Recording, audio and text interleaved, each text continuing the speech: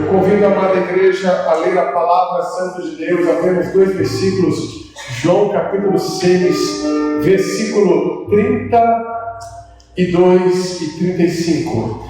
Disse-lhes, pois, Jesus: na verdade vos digo, Moisés não vos deu pão do céu, mas meu Pai vos dá o verdadeiro pão do céu. Então Jesus disse: eu sou o pão da vida, aquele que vem a mim não terá fome, e quem crê em mim nunca terá sede. Senhor, fala conosco de maneira poderosa, de maneira gloriosa. Derrama o teu poder sobrenatural neste lugar, em nome de Jesus. Amém. Aleluia. Glórias a Deus. A palavra do Senhor mostra que Israel estava no deserto e precisava sobreviver no deserto. E é tão interessante que o Eterno disse assim para Moisés: eis que pela manhã bem cedo, quando o meu povo sair de suas tendas, eu já teria enviado para eles um pão, algo que desceu do céu para que ele coma aquilo, venha nutrir-se e venha durar todo o dia aquela nutrição, aquele saciamento. E é muito interessante, eu fico apaixonado quando eu medito nessa palavra, porque mostra um Deus que trabalha para aquele que nele espera, um Deus que cuida de nós. E ele então, sabendo que o coração do homem egoísta é ansioso, que o pior ídolo que o homem pode construir é o seu próprio coração, a sua vontade, e ele então, sabendo isso, ele se fala com as pessoas para não ajuntarem. E eu tenho certeza que se desse certo a juntar, tinha gente que ia fazer um depósito de maná para vender, tinha gente que ia fazer maná para poder exportar. Enfim, as pessoas iam usar o amor de Deus, o favor de Deus, para eles mesmos terem muitos benefícios próprios, egoístas e carnais. Então o Senhor falou: olha, eles não poderão guardar o maná, porque se eles guardarem o maná, vai nascer bicho, vai apodrecer esse alimento, e eles não vão poder comer. O que o Senhor queria dizer para aquilo? Ele queria dizer: eu sou suficiente para eles. Eles têm as minhas promessas, eles têm as minhas palavras. Por isso que a palavra do Senhor diz, lá no livro do profeta Isaías, capítulo 42, versículo 5: eu sou o primeiro, eu sou o último, eu sou o Senhor. Não há outro Deus além de mim, o meu louvor não darei as imagens de escultura. É por isso que o Senhor Jesus disse: eu sou 7 vezes, mostrando a suficiência para nós. Ele é um Deus que é suficiente para nos dar aquilo que nós precisamos. Diz a palavra do Senhor: se tu ouvistes a minha voz, eis que a minha paz seria para ti como o rio. Em João 16:33 ele disse: no mundo tereis aflições, mas tende bom ânimo, porque eu venci o mundo. E tenho-vos dito isso para que em mim vocês experimentem a paz. A paz celestial, uma paz que ninguém pode comprar nessa terra, uma paz que eu posso estudar todo o conhecimento do homem e ainda não conseguiria alcançá-la, uma paz que não vem se eu receber os aplausos da terra. Essa paz, ela não vem do chão para o homem, nada feito nesse mundo pode nos dar essa paz. Mas quando eu encontro aquele que é suficiente para tirar-me das minhas trevas, aquele que é suficiente e poderoso para quebrar as correntes que machucam o vazio da minha vida escravizada, porque o pecado, ele é assim, ele te oferece a alegria que se transforma em angústia devoradora, ele te oferece a falsa paz que se transforma em dor e medo de uma forma avassaladora. Por isso que precisa da maconha, que precisa do crack, que tem que beber para esquecer, porque dentro da alma aflita e vazia só existe dor e tristeza. Mas quando aquele que é suficiente, quando aquele que se chama pão da vida, quando Jesus, o único e verdadeiro Deus, ele entra na minha vida, a sua presença me conecta com a glória do Senhor. E aí eu entendo Jesus falando em João 14:27: deixo-vos a minha paz vos dou, eu não vou lá dou como o mundo a dar. Observe, o mundo tem uma paz. Sim, as alegrias do mundo são verdadeiras também. O problema é que elas são alegrias curtas que levam ao sofrimento, desespero e exaustão. enquanto que a alegria celestial, ela dura muito, porque a fonte dela é um Deus que não se esgota. E é nesse sentido que ele disse: deixo-vos a minha paz vos dou, porque a paz do Senhor, ela vem mediante a nossa reconciliação com Ele. É nesse sentido que Romanos 5:1 diz: sendo justificados pela fé, temos paz com Deus. Observe, lá não diz, confia em Deus que Ele vai te dar paz. Lá diz, eu preciso de um encontro transformador com Deus. Lá Jesus não disse, quem gostar de mim vai ter o céu. Ele disse, quem nascer de novo terá a vida eterna. Gostar de Jesus é ótimo. Conhecer Jesus é mais profundo. Confiar em Jesus é maravilhoso. Conhecer a sua presença é mais profundo. E Ele é tão maravilhoso, tão suficiente, que Ele usa o exemplo do cuidado de Deus para falar do seu cuidado sobre nós. Ele olha para o Israel aflito, cheio de religião, cheio de cansaço, cheio de religião, cheio de medo, cheio de religião, cheio de sofrimento, Israel cheio de religião, cheio de ansiedade, Israel cheio de religião tão longe de Deus. Ele olha para aquele Israel sofrido e diz assim: vossos pais receberam maná no deserto.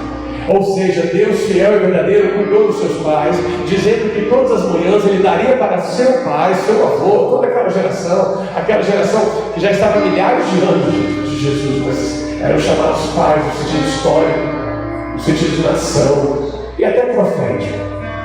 Ele disse: seus pais, eles comeram maná no deserto, eles foram abençoados, Deus cuidou deles.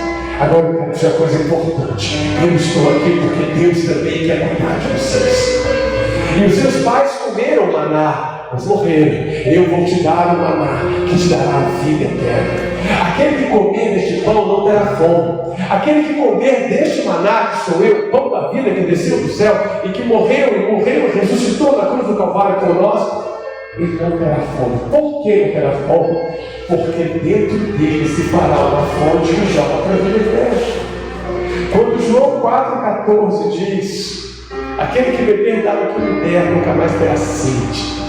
Quando João 6,35 diz: aquele que vem a mim não terá fome, e o que crê em mim nunca terá sede. É porque o relacionamento com Deus é vida abundante que transforma.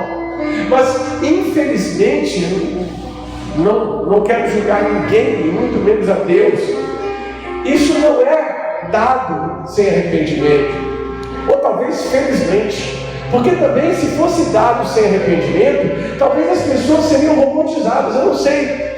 Mas a minha Bíblia, a sua Bíblia diz: arrependei-vos e convertei-vos, para que sejam apagados os vossos pecados e venham os tempos de paz. Olha eles aí, pela presença do Senhor. Atos 3,19 diz que quando eu me arrependo dos meus pecados, quando eu confesso os meus erros, eu recebo o perdão libertador de Deus.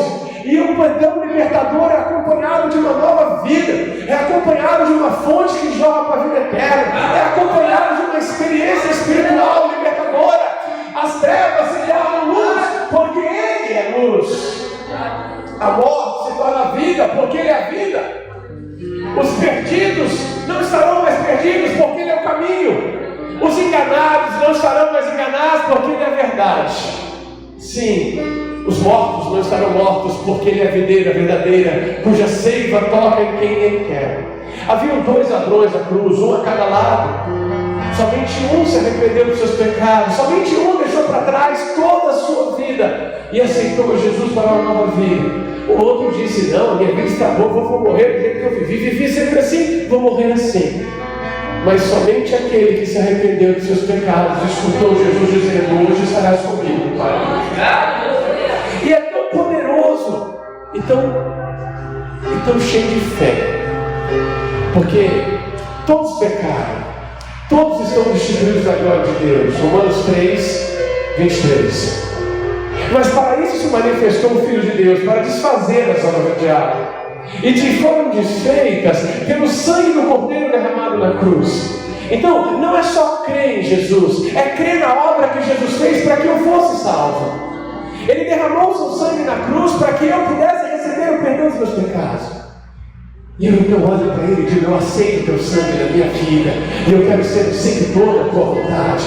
Eu não quero receber o perdão dos meus pecados hoje e amanhã eu voltar para o pecado. Eu quero viver longe do pecado. Eu quero viver liberto do pecado. Eu quero viver fora da corrente, fora da jaula, fora da caixinha. Eu não quero viver escravizado pelo mundo, porque o mundo já não é livre. Eu quero viver livre para Deus. E Ele é suficiente para te garantir toda a plenitude da sua vitória. Ele é tão suficiente que Ele disse: aquele que vem a mim não terá fome, e aquele que crê em mim não terá sede, porque eu sou o pão da vida. Eu sou suficiente para nutrir a sua vida espiritual. Eu sou suficiente para te proteger. Eu sou suficiente para te guiar. Eu sou suficiente para te dar a vida eterna e a coroa da glória eterna. E sabe de uma coisa que me deixa muito feliz com Deus? Irmãos, se Ele tivesse me dado só a vida eterna, para mim já era tudo. Mas olha, aprove a Ele dar a cada um de seus filhos a coroa da eternidade, um trono de glória, e colocaram na mesma condição de herdeiro. Em Romanos 8,17, nós somos chamados co-herdeiros com Cristo. Olha que coisa linda! Se é necessário, com Ele padecemos, para que também com Ele sejamos glorificados. Veja que coisa maravilhosa! Em Filipenses capítulo 3, versículo 20, diz que nós receberemos um corpo glorioso, semelhante no próprio Jesus. Veja que isso, se Deus me desse apenas a minha alma salva no céu, já estava bom. Além disso, Ele transformará o nosso corpo batido para ser conforme o seu corpo glorioso. Que grande graça é esta! Olha que Deus maravilhoso! Além de morrer na cruz do Calvário para que os meus pecados não me separassem de Deus, porque Deus não vai deixar ninguém ser salvo sem que o sangue de Jesus nos purifique. Uma vez que Ele não aceita na eternidade, Ele é Deus, Ele é justo, Ele é santo, Ele não aceita a nossa imundícia no céu. E das nossas melhores obras, diz Isaías, capítulo 64, versículo 4, as nossas melhores obras são como trapos de imundícia. Os nossos pecados, diz Isaías 59:2, fazem divisão entre nós e Deus, divisão, separação. Aqui está a parede, faz separação entre nós e o que estiver do outro lado. Os nossos pecados são como essa parede, fazem separação entre nós e Deus. Aí alguém diz: então todos estão perdidos. Digo: realmente todos estão perdidos, mas o Filho do Homem veio buscar e salvar o que se havia perdido. Jesus se fez maldito quando se foi pendurado na cruz do Calvário, que era para mim, para os meus pecados. Ele não tinha pecado, e Ele foi pendurado na cruz do Calvário para que eu pudesse, através dele, chegar até Deus de graça, sem pagar nada. É tão poderoso que em 1 Timóteo capítulo 2, versículo 5 diz: há um só Deus e um só mediador entre Deus e os homens, Jesus Cristo homem. Em Tito capítulo 3, versículo 5 diz: não somos salvos pelas obras de caridade e justiça que houvéssemos feito, mas segundo a lavagem de regeneração e renovação que nos foi dado pelo Espírito Santo. Em Colossenses capítulo 1, versículo 13, diz que Ele nos transportou do reino das potestades das trevas para o reino do Filho do seu amor, porque Ele quebrou as correntes. E Ele vai quebrar as correntes da sua vida quando o arrependimento for sincero e a fé for viva. Arrependimento sincero com fé viva quebra a corrente. A depressão é curada, se transforma em ação de graças. O medo vai embora, se transforma em confiança sincera. O desespero termina e se transforma em paz celestial, em esperança da eternidade. Nada pode ser feito por uma igreja ou religião, nada disso. Tudo que igrejas e religiões fazem é superficial, mas aquilo que Deus faz é eterno. E esse Jesus, quando Ele disse: eu sou o pão da vida, Ele estava dizendo: Deus quer cuidar de você a cada dia através de mim, e eu sou o suficiente para cuidar da sua vida e te levar à eternidade, e na eternidade te dar um corpo glorioso semelhante ao meu, te dar uma coroa de vida eterna, te dar um trono e te fazer co-herdeiro comigo de todo o universo. E mesmo assim, muitas pessoas têm ouvidos fechados e orações, porque insistem em seguir as mentiras de Satanás. Mas eu louvo a Deus porque Ele é suficiente para nos dar a salvação. Ele disse: eu sou a porta da salvação. 7 vezes Jesus disse: eu sou. Ele falou em João capítulo 6, 35, que eu li agora, eu sou o pão da vida. Em João 8,12 ele disse: eu sou a luz do mundo, quem me segue, porque muitos não seguem, quem me segue não andará em trevas, mas terá a luz da vida. Aleluia. Em João 14, versículo 6 ele disse: eu sou o caminho, eu sou a verdade, eu sou a vida, ninguém vai ao Pai se não for por mim. Olha, é exclusivo. Jesus disse: é só por mim. O mundo diz: não, qualquer religião serve. Jesus disse: não, é só por mim. João 14, 6. Aí você escolhe se quer acreditar no mundo ou no Jesus. Só por mim. Só ele. Em João 10, 9, Jesus disse: eu sou a porta da salvação. Quem entrar por mim salva-se.